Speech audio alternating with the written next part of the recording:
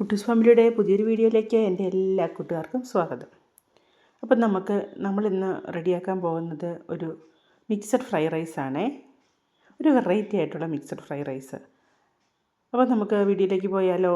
നമുക്കതിന് വേണ്ടിയത് ഒരു 2 ക്യാരറ്റ്, ഒരു 5 ഞാനിവിടെ എടുത്തിരിക്കുന്നത് വള്ളിപ്പയറാണേ, ഒരു സവോള ചെറുതായി അരിഞ്ഞത്, ഒരു തുടം വെളുത്തുള്ളി ചെറുതായി അരിഞ്ഞത്, പിന്നെ നമുക്ക് വേണ്ടത് ഗ്രീൻ പീസ് 1 കപ്പ് ഞാൻ നേരത്തെ കുതിർത്ത് ഒന്ന് വേവിച്ച് മാറ്റി വെച്ചിട്ടുണ്ട്. പിന്നെ നമുക്ക് വേണ്ടത് കടല, നമ്മുടെ സാധാ കടലയില്ലേ, കടല ഒന്ന് തൊലി കളഞ്ഞ് ജസ്റ്റ് അതൊന്ന് അടർത്തിയെടുത്തത്. പിന്നെ നമ്മൾ എടുത്തിരിക്കുന്നത് ഒരു തക്കാളി ചെറുതായി അരിഞ്ഞതാണേ. അപ്പം നമുക്ക് ഒന്ന് റെഡിയാക്കിയാലോ. ഇച്ചിരി വെളിച്ചെണ്ണ ഒഴിച്ച് അതിലേക്ക് ഇത്തിരി കടുക് പൊട്ടിച്ചിട്ട് നമ്മൾ അരിഞ്ഞു വെച്ചിരിക്കുന്ന ഈ ക്യാരറ്റും പയറും തക്കാളിയും എല്ലാം ഇട്ട് നന്നായിട്ടൊന്ന് വഴറ്റിയെടുക്കണം. നന്നായി ഒന്ന് വഴണ്ട് വന്നു കഴിയുമ്പോഴത്തേക്കിനും അതിലേക്ക് ഒരു 1/4 ടീസ്പൂൺ അളവിൽ മഞ്ഞൾപ്പൊടി ചേർത്ത് 1 ടീസ്പൂൺ അളവിൽ കുരുമുളക് പൊടി ചേർത്ത് നന്നായിട്ടൊന്ന് വഴറ്റി കൊടുക്കണം. എന്നിട്ടൊരു ജസ്റ്റ് ഒന്ന് അടച്ച് വെക്കണം.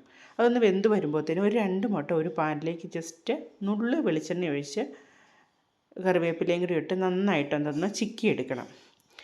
അപ്പോൾ നമ്മൾ നേരത്തെ വഴറ്റി ഒന്ന് ജസ്റ്റ് മൂടി വെച്ചിരുന്ന നമ്മുടെ വെജിറ്റബിൾ കൂട്ട് ഇവിടെ റെഡി ആയിട്ടുണ്ട്. അതിലേക്ക് നമ്മൾ ചിക്കിയെടുത്ത മുട്ടയൊന്ന് ചേർത്ത് കൊടുക്കാം. അതും കൂടി ഒന്ന് ജസ്റ്റ് യോജിപ്പിച്ചതിന് ശേഷം ഉപ്പൊക്കെ പാകത്തിനാണോ എന്ന് നോക്കുക. പിന്നെ നമ്മൾ ഇവിടെ ബിരിയാണി റൈസ് നമ്മളൊന്ന് വേവിച്ച് വെച്ചിട്ടുണ്ട്.